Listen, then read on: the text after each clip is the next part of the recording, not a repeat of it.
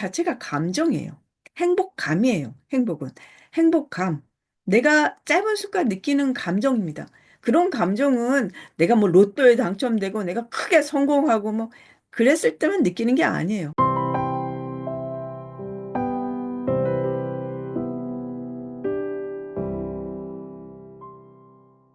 행복해지는 법 제가 정리해 드리겠습니다. 자, 첫 번째는 신체 활동.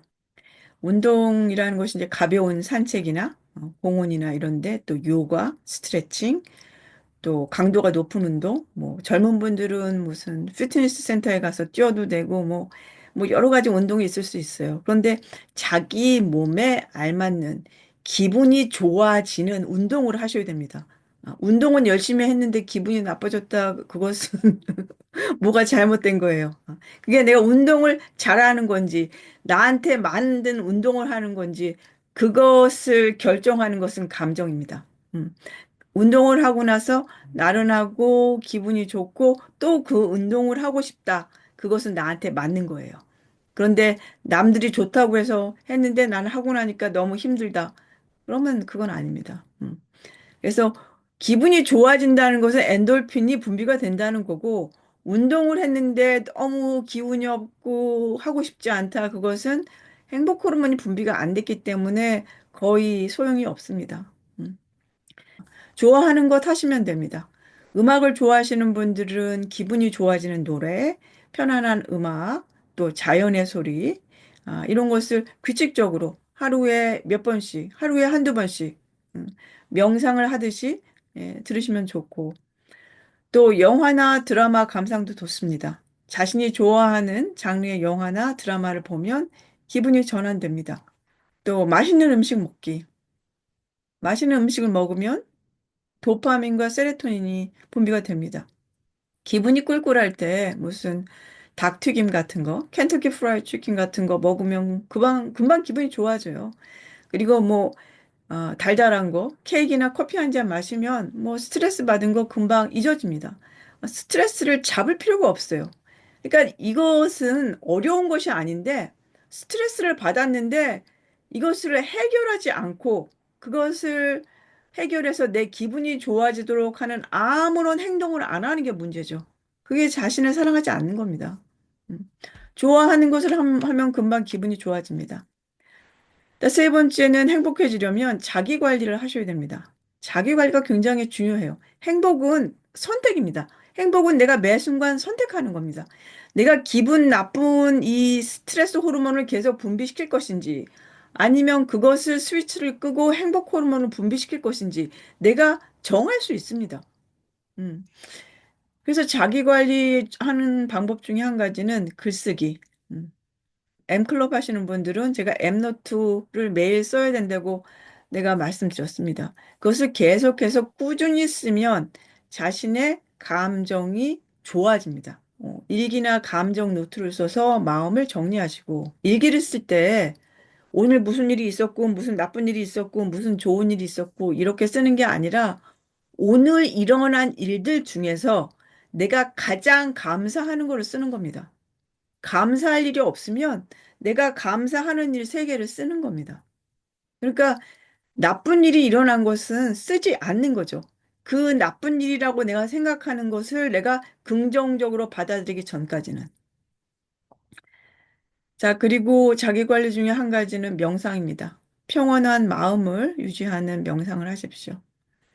따뜻한 목욕이나 사우나 좋습니다. 지금 겨울에 추워지는데 한국에는 찜질방도 있고 뭐 사우나도 있죠. 그 땀을 흘리면 행복 호르몬인 엔돌핀과 세로토닌이 분비가 되고 코르티졸 같은 스트레스 호르몬은 억제됩니다. 원래 행복 호르몬이 분비되면 스트레스 호르몬은 분비가 안 돼요. 당연히. 그러니까 둘 중에 하나입니다. 그래서 이 땀 흘리는 것은 내가 특별히 뭐 신경 쓰지 않아도 사우나 가면 땀이 나오지 않습니까? 그래서 일주일에 한 번 정도 목욕 가는 것. 집에서 목욕하는 것도 좋지만 대중 사우나 같은 데 가서 몸을 음, 푹 쉬는 것도 굉장히 몸의 긴장 완화가 돼서 기분이 좋아집니다. 자신의 관점에 변화가 오도록 연습하는 것입니다. 음.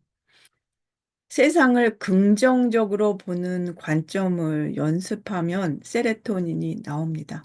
어. 그리고 하루 중 감사했던 일을 쓰면 세레토닌이 나옵니다. 그러니까 우리가 잘못 배운 것 중에 뭐가 있냐면 초등학교 때부터 이제 일기를 쓰라고 그러잖아요.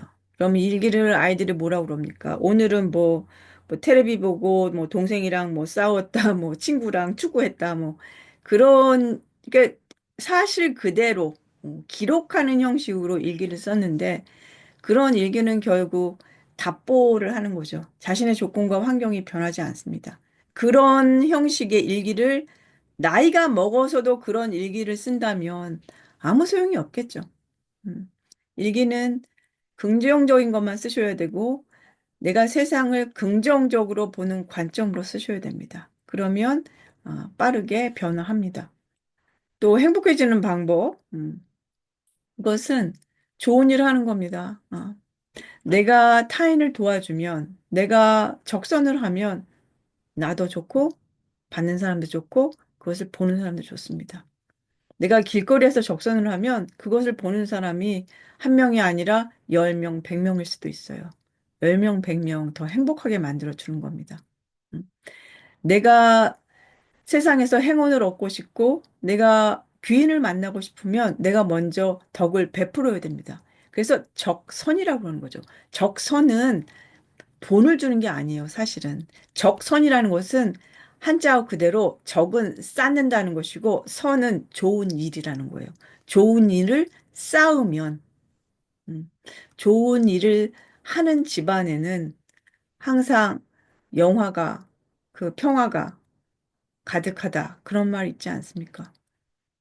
그러니까 내가 한 것 없이, 어, 무엇을 받으려고 그러지 마십시오. 세상은 어차피 돌고 도는 거예요.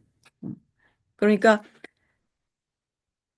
제가 전에도 말씀드렸을 텐데, 뭐, 내가 뭐, 5천 원짜리를 하나 적선을 하면, 적선할 때 그것이 뭐, 100배 돌아오게 해주십시오. 내가 없는데도 주는 거 아닙니까? 그렇게 적선을 하라는 거죠. 나도 좋고, 그 사람도 좋고, 돈은 어차피 돌아서 나에게 돌아오니까. 또 행복해지는 방법 한 가지는 긍정적인 관계를 유지하는 겁니다. 긍정적인 관계를 유지하면 인간관계가 굉장히 중요하죠. 긍정적인 관계를 유지하면 옥시토신이 분비가 됩니다. 사랑하는 가족, 또 친구, 이런 사람들과 따뜻한 시간을 보내십시오. 음. 말년운이라는 것은 결국 우리가 젊어서는 우리가 막 밖에 나가서 사람들도 만날 수 있고 새로운 사람도 만날 수 있고 뭐 사귈 수 있고 그렇지만 나이가 먹을수록 그럴 수 있는 기회도 적어지고 그러는 자신감도 없어집니다, 사실. 음. 그래서 가정을 갖는 것이 오랫동안 행복하고 건강을 유지하는 방법이에요. 음. 왜냐하면 옥시토신이 분비가 되니까. 물론 그 관계가 행복해야 되겠죠. 행복하지 못하다면 오히려 어, 같이 안 사는 게 낫겠지만 같이 잘 사는 걸 연습을 해야 되겠죠. 그래야지 옥시토신이 나오니까 나도 좋고 같이 사는 사람도 좋고. 그래서 긍정적인 관계를 유지하면 옥시토신이 분비돼서 기분이 좋아지고 행복해집니다. 좋은 에너지를 나눠주십시오. 칭찬과 격려를 통해서 긍정적인 분위기를 만들어주면 좋겠죠. 자, 그리고 독이 되는 관계는 정리하십시오. 음, 나를 힘들게 하는 관계는 정리하거나 거리를 두는 것도 필요합니다. 물론 인간관계를 다 잘했으면 좋겠지만, 그렇죠? 세상 사람들은 다 내 마음 같지 않아요. 그리고 자기가 가진 조건과 입장이 다르기 때문에, 에, 다 다른 사람이 원하는 대로 해줄 수도 없습니다. 그래서, 나를 너무 힘들게 한다. 그러면 정리하는 겁니다. 정리하지 않으면 소시오패스 같은 사람한테 당합니다. 그래서 너무 순둥이면 또 안 됩니다. 그거는 자기 사랑이에요. 독이 되는 관계를 정리하는 것은 자기 사랑입니다. 또 행복해지는 방법, 기분이 좋아지는 방법은 순간을 즐기십시오. 자, 행복은 소소한 행복이에요. 소소한 행복. 행복은 뭐 큰 게 아니에요. 소소한 행복. 그러니까 따뜻한 차 한 잔, 뭐 좋은 날씨, 뭐 따뜻한 햇빛, 좋아하는 음악, 또 취미, 이런 사소한 즐거움에 집중하십시오. 사실은 그런 게 행복이에요. 행복 자체가 감정이에요. 행복감이에요. 행복은. 행복감. 내가 짧은 순간 느끼는 감정입니다. 그런 감정은 내가 뭐 로또에 당첨되고 내가 크게 성공하고 뭐 그랬을 때만 느끼는 게 아니에요. 그래서 소소한 감정을 많이 느낄 때 우리는 행복감이 유지가 됩니다. 또 중요한 것은 스트레스 받았을 때 적극적으로 해소하셔야 됩니다. 아, 스트레스 받았어. 그 사람 때문이야. 조건과 환경 때문이야. 뭐, 누구 때문이야. 그렇게 하면 자기만 스트레스 받습니다. 적극적으로 해소하는 방법이 뭡니까? 어, 제가 항상 그랬죠.